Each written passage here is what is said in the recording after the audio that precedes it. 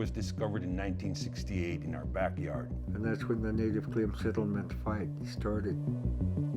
It was almost like we were set up to fail, but we didn't. The polar bears are in abundance here on the shore because their habitat has gone away because climate change is happening. We're the ones that are sitting in the front row. After watching what had happened on the reservation system down in the lower 48, Alaska natives agreed to a different system. Now, it's not a perfect system. We always like to represent ourselves, but they represent us, but they don't live here. To put a product into the atmosphere that's harmful to the animals and people, is this compatible with your traditional beliefs? We're being asked to keep the oil in the ground, to save the world.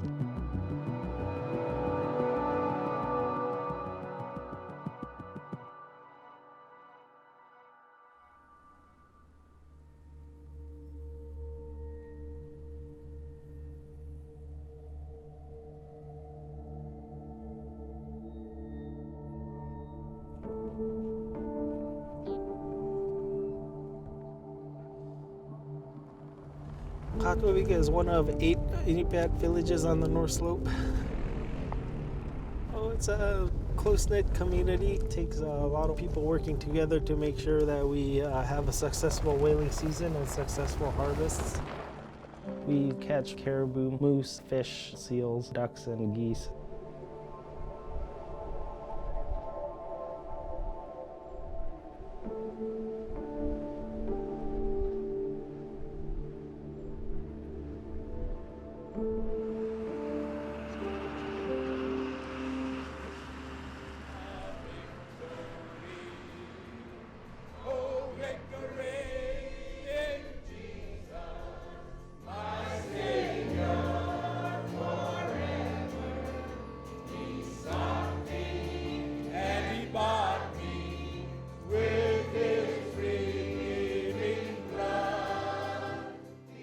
It was only 59 years ago that Alaska was ratified as a state in the United States of America. Many people involved did not consider much what the original owners of the land already had and wanted to keep.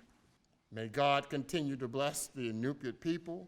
May God continue to bless this land. May God continue to bless the sea from which cometh all of our abundance. And the church said, Amen.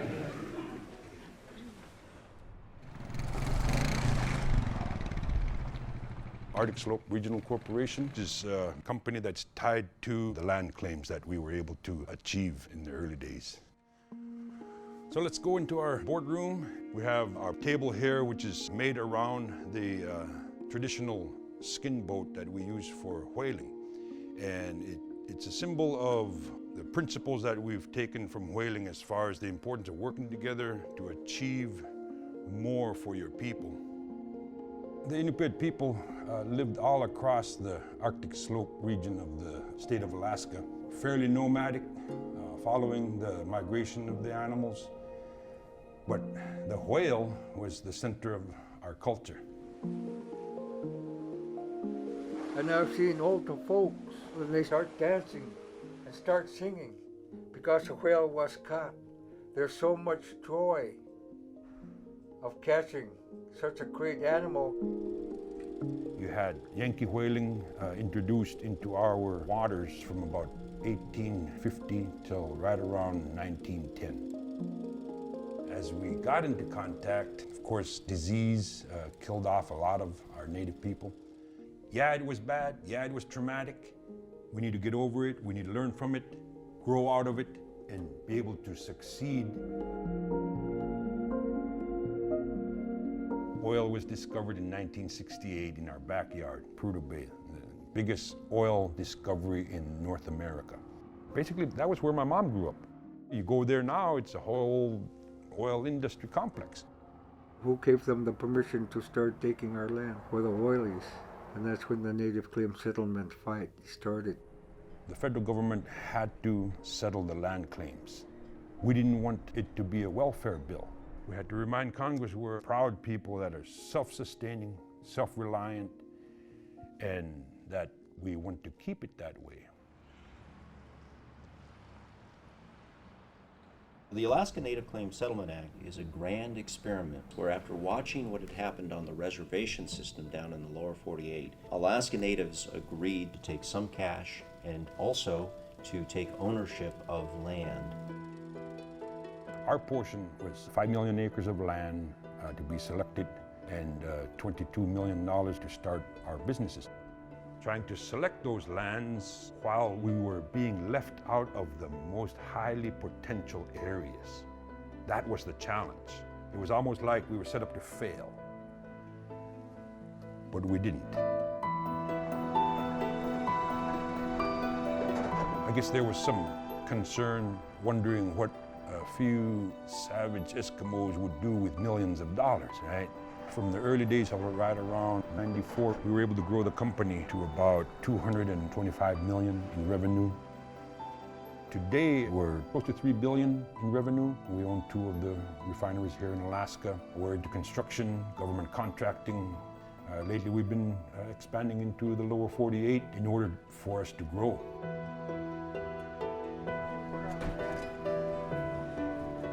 We have a shareholder base of about 13,000, which is the inupiaq people of the Arctic slope and their descendants.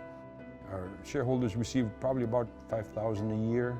We didn't have running water. We didn't have the clinics, the fire stations, the schools, responsible development. Maximizing the benefits to our communities and our people had to be in place.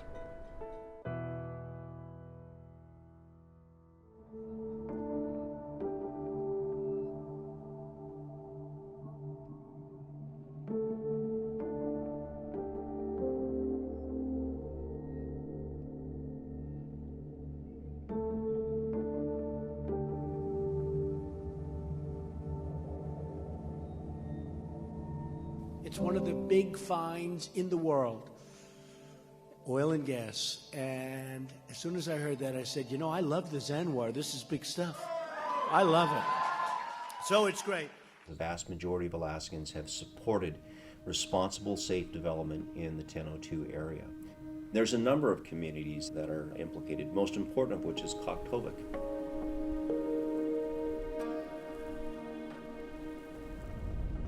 I was charged by the Kaktovik Inupiaq Corporation to take charge lobbying for the opening of the coastal plain of Arctic National Wildlife Refuge. But we do have a number of folks who are opposed to it. 2 years ago, city did a poll, and we were pretty much split in half. You'll have people that hate your guts because you're saying no. Growing up, I wanted it, and then when I get to my age, I'm against it. The main concern is the animals, where they live. When you're walking, just keep an extra eye out, make sure there's no bears around. We do have a relationship with the polar bear in that we share this special place with them.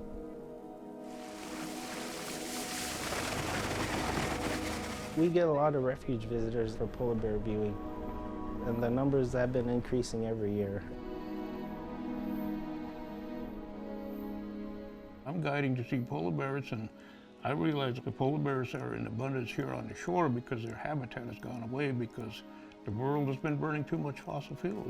Climate change is happening. Well, this time of year they should be out on the ice eating seals. That ice is not there for them. I've seen them eating young caribou on the beach. They're going to have to learn to adapt, I guess. We have to learn to adapt too. We've got to change. We have to change.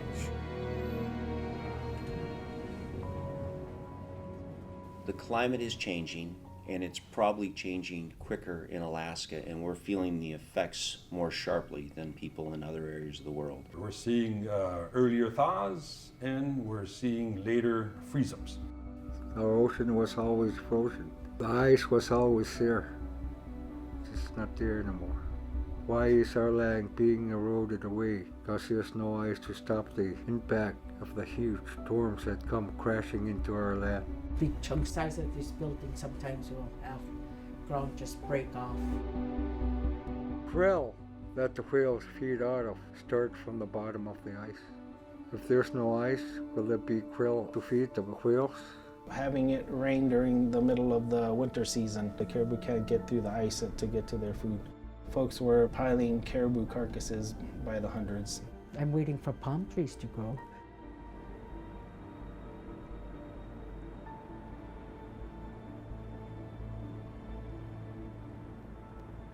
That it's all man-made is questionable. I don't know if any of the scientists have taken into account the celestial relation of the Earth to the sun. Oh, I've heard everything. I've heard the sun is burning hotter. I believe it is man-made. All the major scientists are of the mind that it is man-made.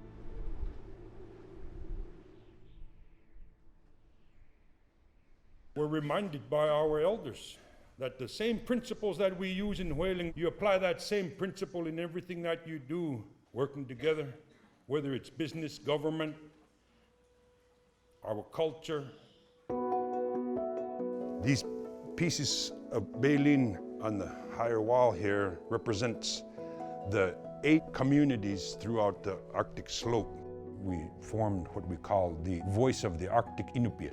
It basically takes all the leadership from all the organizations across the slope to go in one voice.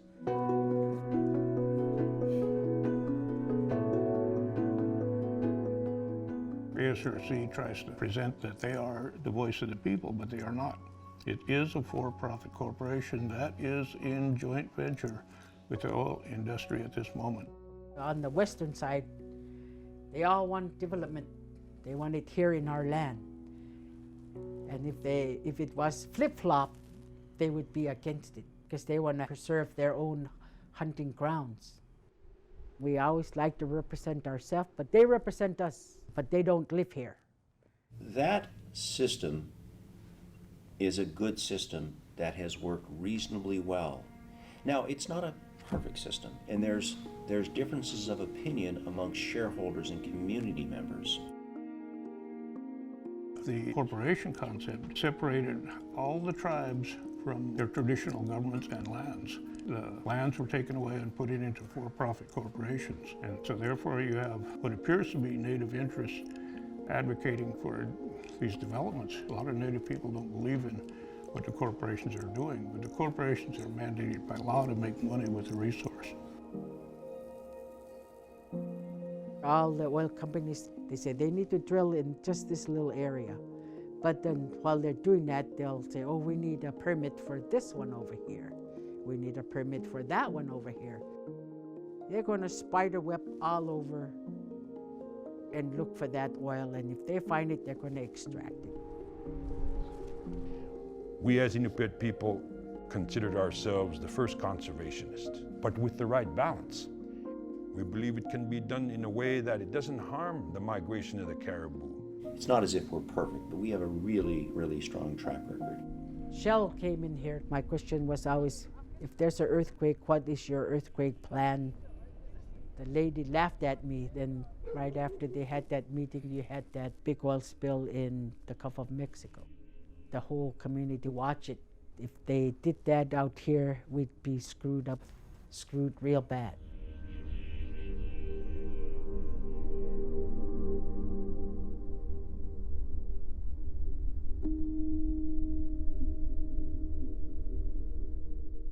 Over the years, we've taken a stance against offshore because of the unknowns.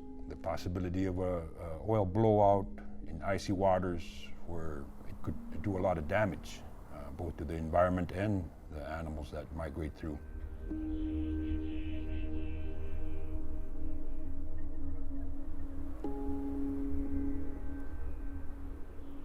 So it's our position that if offshore development was going to inevitably happen, that we be at the table of decision, that we have an opportunity to invest, while at the same time making sure that it's done safely.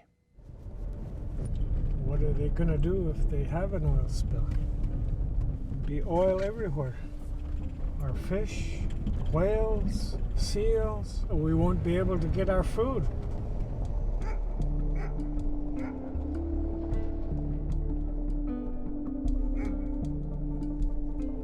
There is no doubt there's risk, and there is no doubt there will be mistakes. I can't imagine what a big catastrophic spill would do on the North Slope. It would impact communities for decades. Who's going to benefit? Is there other oil available that's more easily accessible? And should we look into alternative clean energy? Life is a lot easier nowadays than it was before any of the development occurred. We have some folks still alive who have gone through starvation. They do not want to see that ever occur again in our communities. These gravel roads, the power lines, the houses that are built, pretty much every infrastructure that you see here has come from taxing the oil industry. We're being asked to keep the oil in the ground, in our backyard, sacrifice our economic opportunity to save the world. Never mind what it takes to run the schools, the power plants, the basic infrastructure that we need. Ultimately, it probably the investors that look at it and say, can we make money on it, or can we make more money doing clean energy? The environmentalists have tried to use local people to split us apart. The folks that are against development, the locals around here call them tree huggers and stuff. The people who are called tree huggers, I include myself in that. We have a care for the environment. You could ask local native politicians, is this compatible with your traditional beliefs to put a product into the atmosphere that's harmful to the animals and people? We live here and we have to deal with these issues that come before us. We're stuck in the middle of two sides, oil and gas development and environmental protection.